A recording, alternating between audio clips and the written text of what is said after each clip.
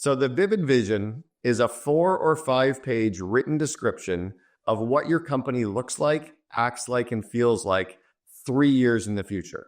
So if we were writing it right now, we'd be leaning out to kind of December 31st, 2026, and we'd be describing what our company feels like, almost as if we hop into the DeLorean time machine, we kind of blast off 3 years into the future, we get out and we walk around and we describe our company. There's always vision.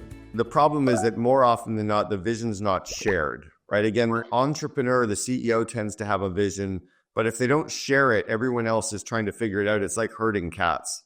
So in the absence of vision, you're constantly trying to align people, pull them back in place. You're getting frustrated. Why are you making that stupid decision? So have you seen the movie The Sound of Music? So there's a very famous scene in the movie where they're having a picnic and they're up in the Swiss Alps or the Austrian Alps. They're singing and dancing. They have a picnic basket. Julie Andrews is playing guitar and she's singing "The Hills Are Alive" with The Sound of Music. Right? It's a very famous scene. Now, if you've never seen the movie and I said to you, can you recreate the picnic scene? Is it at a park or at a lake or in the mountains? You might say it's at a park. And then I say, what are the kids doing at the picnic? Are they playing baseball, playing croquet, or dancing? You're like, oh, they're playing baseball. And where did you get the food? Oh, we bought it from the grocery store. So if you're trying to recreate a scene and you've never seen the movie, that sounds very plausible. Get the food at the grocery store, get all the kids together, have a pickup game of baseball. We'll have it at a park, maybe on the ocean. Sounds great. Wrong scene, wrong movie. So that's what happens in business is entrepreneurs are getting frustrated that these very smart employees, often very aligned employees, are making up guesses because they don't have the rest of the picture, right? They don't know what the culture is supposed to be like. They don't know what the meeting rhythm is supposed to be like. They don't see what the CEO can see. So the mission statement, which was really kind of developed back in the 70s and 80s, was a traditional tool where you would get a group of leaders together. They would all put their favorite inspiring words up on a whiteboard or a flip chart. They would vote and debate on what their favorite words were. They'd end up with 7 or 8 words and they'd mash them up into one sentence. And that became your mission statement, right? Go team. Well, the reality was we all felt like it was kind of cheesy, stupid. It was very watered down. It felt very government-y, frankly. And it didn't actually explain the whole kind of company. Again, if you're building a home and I said, build a postmodern architectural family home, that's kind of like a mission statement.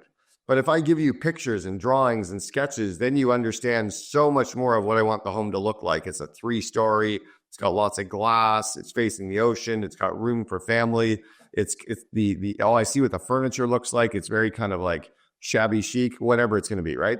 There's just so much more to the picture than that one sentence. The one-page plan, which was a concept developed by Vern Harnish, who originally wrote Rockefeller Habits and then the book Scaling Up. And then that was actually even made smaller into the Vision Traction Organizer, the VTO by Gino Wickman in his book Traction, and used in the EOS model. Those are good, but they're a series of goals and focal points for a company. So the one-page plan, which is actually an 11 by 17, it's really 2 full pages, has things like your 5-year goals, your 1-year goal, your rocks, your BHAG, your core values, your vision. It has key metrics. It has all these different operating points, which is very, very critical. But those are kind of the almost like the architectural blueprints or the plans to make the vision come true. The same with the VTO. The Vision Traction Organizer is merely a bunch of longer term goals that are going to help you make the vision or the vivid vision come true. What I crafted was that vivid vision concept. We learned it back in 1998, so we've been using it around the world for almost 26 years. This is a different tool that comes before the one-page plan and comes before the VTO. And it massively replaces the mission statement, which is just completely useless. So the vivid vision is a 4 or 5 page written description of what your company looks like, acts like, and feels like 3 years in the future.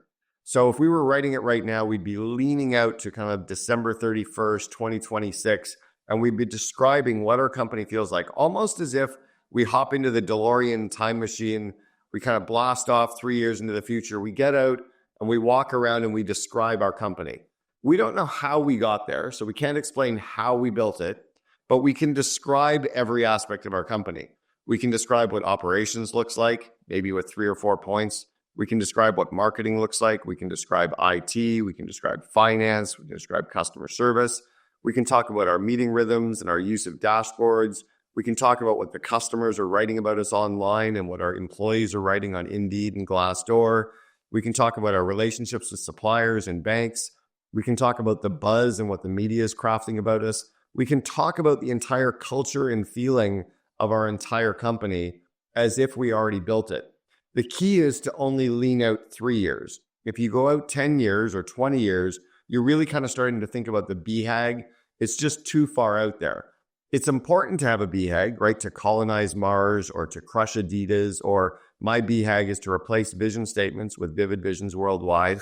But that's kind of like a one-sentence, long-term, big, hairy, audacious goal, the Jim Collins concept. But you're not going to have a plan for something so far out. We don't have a plan to colonize Mars. We have that long-term push. The plan is what we're working on kind of over the next 1 year to make the 3-year vivid vision come true. I was just speaking with a COO the other day, one of our members of the CO Alliance, and he said his CEO has written about 8 pages in rough for the vivid vision. And I said, perfect, tell him to stop and let's introduce him to a copywriter that can take those 8 pages and kind of consolidate them down to 4 or 5 really, really well-written pages. And let's get this copywriter to ask the CEO some more questions to better understand some of the areas to really craft something that pops off the page. I've rarely found a entrepreneur who's a great copywriter unless they're kind of in the copywriting or marketing business. Most entrepreneurs, most CEOs can get the vivid vision to a good solid rough series of bullet points or maybe a good solid rough draft, but the copywriter can polish it and make it pop off the page. So if you kind of lean too far out into the future, it's so far out there that nobody gets that excited about it because it's still 7 years away or 10 years away, that there's no tension to start working on it. It also just seems like so esoteric and so different from what you have today that it doesn't even seem plausible, right? It's kind of like somebody who has never built their first home. Maybe they've painted a home and now they want to build a skyscraper. It's like, let's start with a home first, right? You're describing something that's just too far out there. And if you only go out 1 year, if you're describing your company 1 year from today, it probably doesn't look that different from what you have right now. It doesn't, again, provide enough excitement. So 3 years tended to feel like about that magic number. We also wanted people to make sure that they don't put the plans in place for 3 years out. You're going to have the vivid vision for 3 years. And it's key to make sure that people understand that some parts of it won't come true until the 3rd year. Some parts of it won't come true until the 2nd year. Some parts will come true in 4th quarter, 3rd quarter, 2nd quarter. The key is to put the plans in place for the 1st year. And then towards the end of the 1st year, you'll put in the 2nd year plans, et cetera, for 3rd year. I have a partner who works with companies all over the world around vivid vision. Her name is Jennifer Hude. She helps clients craft their vivid visions. She's currently working on a model where we can take every sentence of the vivid vision and we can come up with 1 or 2 projects to make every sentence come true. And then you can end up with a laundry list. So let's say you've got 150 sentences in your vivid vision. You might end up with 300 projects to make those 150 sentences come true. Now you can rank order those projects as to which ones you should work on first. Very similar to building a home. Most homeowners are super excited about putting in the Wolf stove and the beautiful cabinets and the Sub-Zero fridge, but you don't put that in on day one. Even though they're excited and they want to see what it looks like, you got to spend months working on the foundation. Then you spend months putting in the walls and the electrical and the plumbing and the framing. But they're all excited about that damn Wolf stove and the stupid cabinets. So we have to remind them that parts of their home aren't going to come true until the 12th month, much like building a home. So the vivid vision is this series of projects, or it becomes a series of projects that you can then create the plans to focus on. And employees can now see what specifically we're doing to make each sentence come true. And they can also get excited about specific sentences or specific projects that excite them, that are related to their business area. So they're starting to find meaning in their work. And it reminds me of an old story of 100 years ago, these 3 guys sitting out on the dirt in Barcelona, and they're making bricks. And they asked the first guy, what are you doing? He said, I'm making bricks. They said to the second guy, what are you doing? He said, I'm building a wall. I get to make the bricks to build this wall. They asked the third guy, what are you doing? He said, we're building the cathedral called the Sagrada Familia. It's going to be the most incredible cathedral to worship God, and I get to make the bricks to build the left wall of the cathedral.